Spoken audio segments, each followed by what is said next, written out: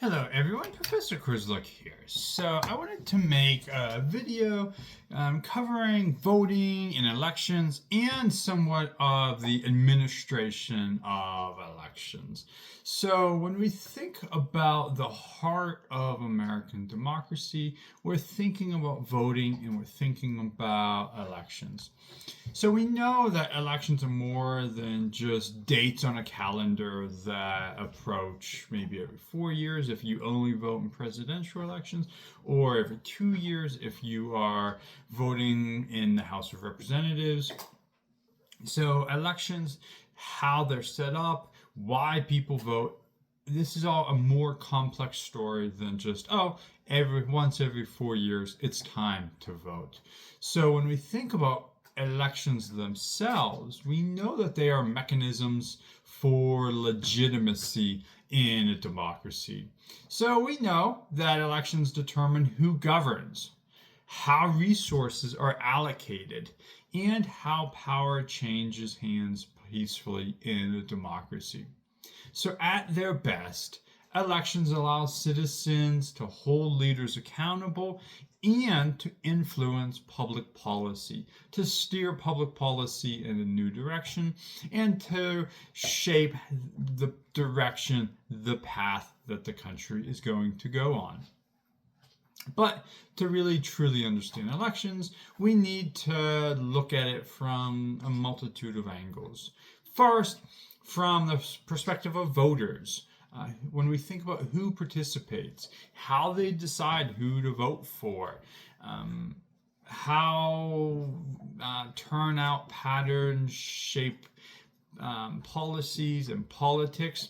And second, from the perspective of the administrators, the people, the system, and the processes to make elections possible. And when you put those two things together, you have a better understanding of the purpose, the how, the why, and the apparatus of elections themselves. So that's what this video is designed to look at. And then I'll have one other video that will dig into this issue as well. But for now, we're going to really dig into those two issues. So, okay, let's start with something that oftentimes gets overlooked. Even in our textbooks, it is sometimes just given a cursory view, maybe a passing view. So when we think about elections, we usually think about candidates, we think about campaigns, but behind every ballot is an entire system run by thousands of election officials. These administrators register voters. They design ballots. They secure polling places. They train poll workers. They maintain voting equipment. And importantly, they certify results. So this is surprisingly complex system. So one example that comes to mind and is used in textbooks and in teaching demonstrations is the 2000 Florida presidential recount, where arguably poorly designed butterfly ballot may have confused thousands of voters. Or at least it's argued that the design of this butterfly ballot in Florida it just confused voters. That administrative error could have swung an entire election. So these things that we maybe don't think much about can actually impact the outcome of elections. So in this sense, elections are not just simply self-executing. They depend on resources, planning, human judgment. So we see that, and some scholars argue that elections are a whole system that works together in a democracy to make sure the outcomes are free, fair, and legitimate. And this system includes subsystems like registration, polling sites, ballots, machines, again, poll workers, and certification. If one part fails, the whole system fails, or at least the whole system begins to collapse. So when we think about elections themselves, when we think about elections in the American political system, unlike many democracies with centralized election commissions, the US has a highly decentralized election structure. So at the local level, counties or municipalities administer elections. These officials at the local level, oftentimes elected officials, elected clerks, are called local election officials, or LEOs as they're referred to in our reading. They make decisions about polling sites, staffing, and equipment. A piece of the election process that maybe we don't think about as much. At the state level, which maybe gets a little bit more media attention, the chief election official, oftentimes the Secretary of State, sets roles and ensures compliance. In some states, there are bipartisan boards that play this role, but these secretaries of state oftentimes, like I said, get more media attention.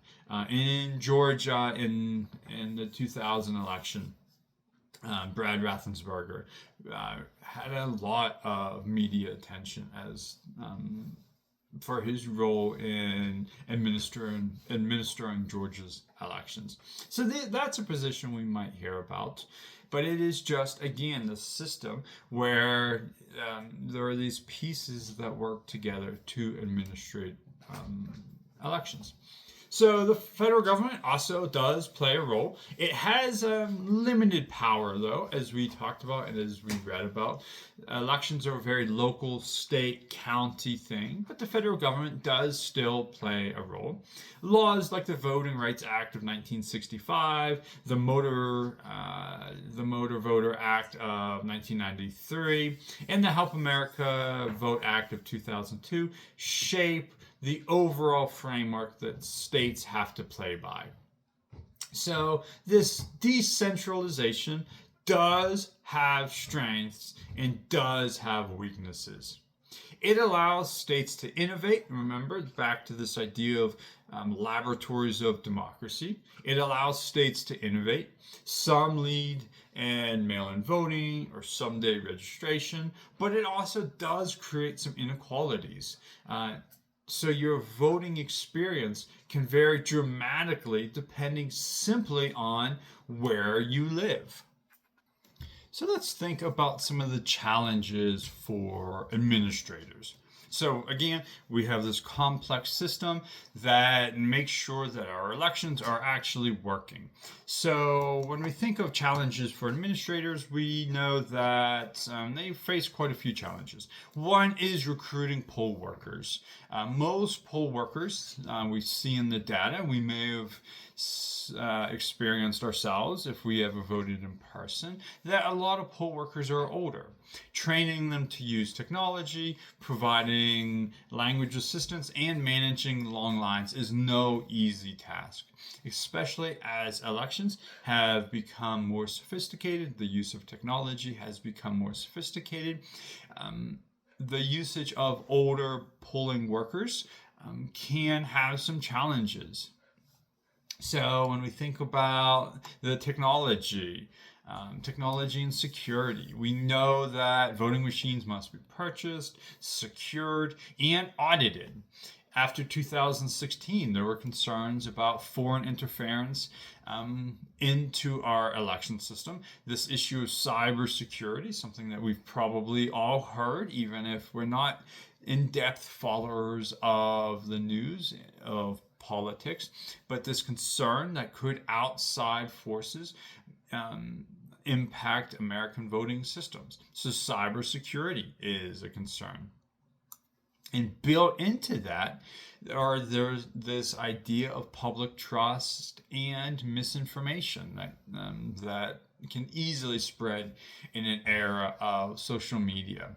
So administrators must communicate accurate information in a landscape filled with social media rumors.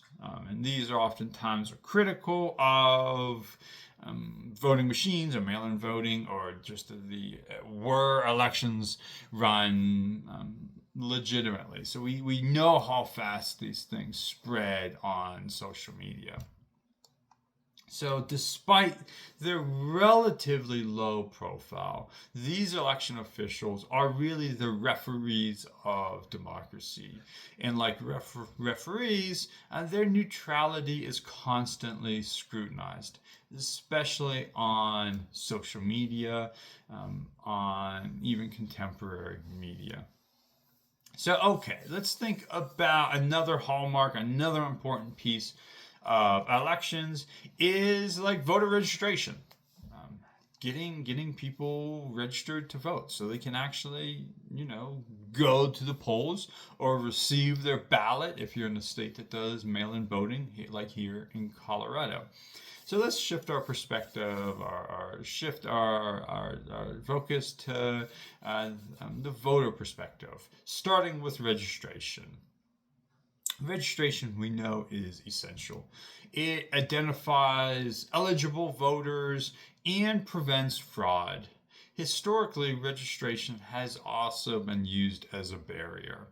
After Reconstruction, southern states imposed poll taxes, literacy tests, grandfather clauses that effectively excluded some segments of the population from being able to vote. I.e., this excluded black voters from being able to vote, even though they had the right to. There have been reforms which have transformed the system, though. The Voting Rights Act of 1965 outlawed discriminatory practices and introduced some federal oversight. Remember, elections are run by the state, but there is still some federal oversight. The Voting Rights Act of 1965 put this into place. The National Voter Registration Act of 1993, the Motor Voter Act, made registration easier by linking it to driver's license. The Help America Vote Act of 2002 modernized systems after the 2000 recount. Remember the 2000 election, like we talked about, the butterfly ballot led to confusion. The Help America Vote Act of 2002 tried to modernize the system, trying to eradicate some of these complexities and mistakes. So the biggest change in recent decades, however, came from Shelby County versus Holder in 2013, where the Supreme Court struck down the preclearance formula in the Voting Rights Act. This meant that states with histories of discrimination no longer needed federal approval before changing voting laws. So what we saw after the Supreme Court ruling was that Texas quickly enacted stricter photo ID laws. North Carolina reduced early voting and eliminated same-day registration. Dozens of counties closed polling places, and what we see when we look at where those polling places were closed at, they are often in minority-heavy areas. Supporters said that these measures improved election integrity. And like I said, I'm going to make another video about this debate over integrity versus just widespread access to voting. For our purposes in this video, which is more broad, there was this debate that supporters said that these measures improved election integrity, while critics argued they disproportionately burdened minorities and low-income communities. So, like I said, I'm going to make another video, that digs into that discussion and that debate a little further, some of the ramifications. But for our purpose, we see after 2013 that was the reality, that we have seen polling places close. We've seen changes in elections in some southern states. So let's think about who votes. let's think about patterns of turnouts. When we think about, we engage with this question of, do we have high voter turnout in the US? It kind of depends, like we talked about, what election we are looking at. So presidential elections draw about 50, 60, sometimes a little higher. We saw this with the 2016 election, where we actually had pretty strong turnout, but usually between 50 and 60% of eligible voters. If that's high or low, that depends a lot on how you feel. Should everybody be voting, or just those are engaged, those that are more engaged? A lot of debate there in the literature and in our own lives about who should vote and how active everyone needs to be for in a democratic society. But midterms usually are between 35 and 40%. The textbook that we're reading says between 30 and 45%. So we'll stick with that for now. That again varies up or down depending on the election. Local elections, though, we know is the lowest number, sometimes below 20%. So local elections get very, very poor turnout, regardless of how you look at it. So when we look at the demographics of who votes, we know that age plays a role. Older voters turn out far more than younger voters. Sorry, you might hear my husky. She's sitting beside me. It's almost walk time, so she's very excited to go outside. Older voters turn out far more than younger voters. We see that almost every election. Education is the strongest predictor of turnout. More educated individuals have a higher participation rate in elections. As individuals become more educated, we see that they are more likely to vote. Income also plays a role. Higher income earners vote more consistently. Race and ethnicity, the gap narrowed in 2008 and 2012 when African American turnout matched or exceeded white turnout. Latino and Asian turnout does remain low in a lot of elections when we look at the data, when we dig into the data. When we look at gender, women have voted at a slightly higher rate than men since the 1980s. So again, there we see a difference in gender. So age, education, income, race and ethnicity, gender, all seem to not play a role in voting, but when we think about the predictors of who votes, the predictors of who want to be elected officials will target to try to get to come to the polls to vote for them, these factors all play a role. So when we think about institutional barriers, they also matter. Voting on a Tuesday, long registration, so voting on Tuesday, a work day, long registration deadlines, strict ID laws, limited polling places, all impact or lower voting turnout. Internationally, we know that the US is behind democracies. Belgium, Sweden are good examples where voting turnout oftentimes exceeds 80%. So even if the US is at 50-60%, when we compare it against other European democracies, voter turnout is lower. So we can think about who votes. When we think about how elections are administered, let's spend a couple minutes thinking about how voters decide. So once voters show up, how do they make their decisions? Party identification is the strongest influence. Most Americans consistently vote for their one party, their party that they are registered for, their party that they have an affiliation with. But candidate characteristics matter as well. So maybe they're on issues. We talked in a previous video about retrospective voting, where the electorate judge incumbents on their past performance? Were things good under that candidate, so they want to vote for them again? This idea of retrospective voting. Prospective voting, on the other hand, is evaluating promises for the future. We see this with Barack Obama's Hope and Change campaign in 2008, where he talked about how a new society could be created. So voters also use shortcuts. Maybe there's endorsements from a labor union or a newspaper or their friends, party platforms, interest groups rating. Maybe you're really into environmental protectionism and the Sierra Club endorsed a particular candidate, so you like that candidate.